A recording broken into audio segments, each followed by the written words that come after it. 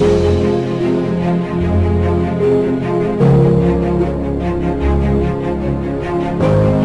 दोस्तों, आज हम लोग बात करेंगे कि हमें अपना प्रॉफिट बिजनेस में कॉस्ट रिड्यूस करके कैसे करना है। अगर आप एक इक्वेशन है, जो बेसिक इक्वेशन हम लोग पढ़ते हैं, profit is equal to revenue minus cost. तो प्रॉफिट बढ़ाने के दो तरीके होते हैं, या तो हम रेवेन्यू को इंक्रीज कर दें या कॉस्ट को हम लोग कम कर दें। तो हाँ, यहाँ पर आज हम लोग कॉस्ट कैसे कम करते हैं उसकी बात करेंगे। और कॉस्ट में भी दो तरह के कंपोनेंट होते हैं, एक होता है एक्सपेंस और एक होता है वेस्टेज। तो एक्सपेंस की कॉस्ट को कैसे कम करना है ये मैंने अपने पहले के वीडियो में बात की है। आज जो हम लोग बात करेंगे वो हम बात करेंगे वेस्टेजेस को कैसे कम करना है। तो वेस्टेजेस कम करने की बात जब आती है तो 7 तरह के वेस्टेज होते हैं। पहला वेस्टेज होता है ट्रांसपोर्टेशन वेस्टेज। ये क्या होता है? This is movement of material from one location to another. आपके शॉप फ्लोर पे अननेसेसरी इधर से उधर माल को ले जाना भी एक वेस्टेज है, और अगर आपने उसको कंट्रोल कर लिया तो आप अपनी कॉस्ट को लिमिट कर सकते हैं। तो हमेशा ये कहते हैं कि avoid unnecessary steps in between the processes. दूसरा है वेस्टेजेस इन्वेंट्री। इन्वेंट्री के लिए कहते हैं कि every piece of product tied up in the raw material, work in progress और finished goods cost money until it is sold. तो अगर आपको अपनी इन्वेंट्री कैरिंग कॉस्ट कम करनी है तो आपको नॉमिनल इन्वेंट्री अपने रॉ मटेरियल की रखनी है, नॉमिनल WIP रखना है, और फिनिश गुड्स का स्टॉक भी आपको कम से कम रखना है। क्योंकि अगर एक लिमिट के बाद आपने ये तीनों स्टॉक बढ़ा दिए तो क्या होगा कि वो स्टॉक तो रहेगा, पेपर में हो सकता है आपके एसेट्स भी बढ़ जाएं, लेकिन जो आपका वर्किंग कैपिटल है वो उसी में ब्लॉक हो जाएगा और आपकी अननेसेसरी कॉस्ट बढ़ेगी। फिर आपको उसको मैनेज करने के लिए बैंक से लोन लेना पड़ेगा। Therefore, do not store extra materials. अब तीसरा जो वेस्टेज है वो हम बात करते हैं मोशन का। Unnecessary motions are movement of machine और employees that are not as small और as easy to achieve as possible. इसका क्या मतलब है? इसका मतलब ये कि अननेसेसरी जो भी आपकी शॉप फ्लोर में किसी वर्कर का, किसी इंजीनियर का, किसी मशीन का, किसी प्रोडक्ट का अननेसेसरी जो मूवमेंट है, हमें उसको रिड्यूस करना है। Because make the motions in between processes easier.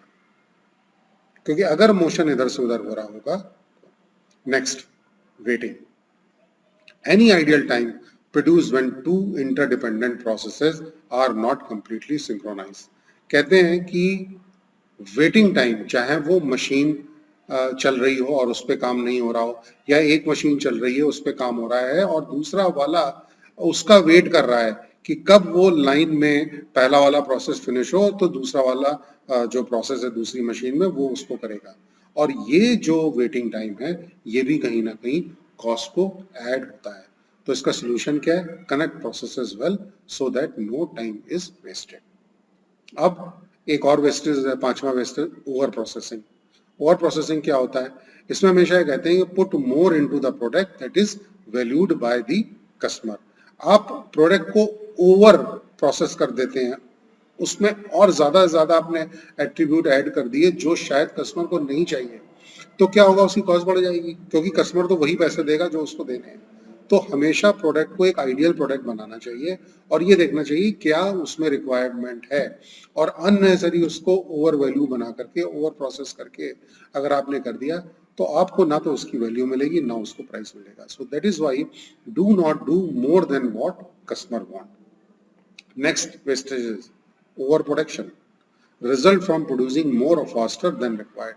अगर आपने एक लिमिट के बाद प्रोड्यूस कर दिया तो फिर अगेन वो आपकी एफजी इन्वेंट्री में आ जाएगा, तो अगेन ये आपकी कॉस्ट ऐड होगी। Therefore do not produce more than what customer need.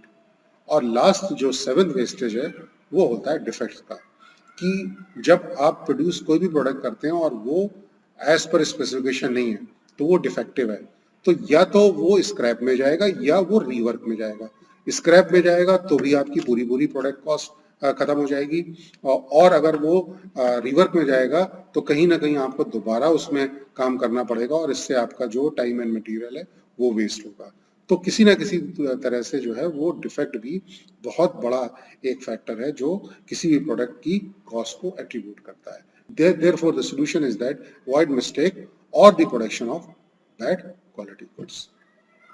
अगर हम ये सारी टेक्निक करेंगे तो हम कॉस्ट को रिड्यूस कर सकते हैं वेस्टेजेस को कंसीडर करके।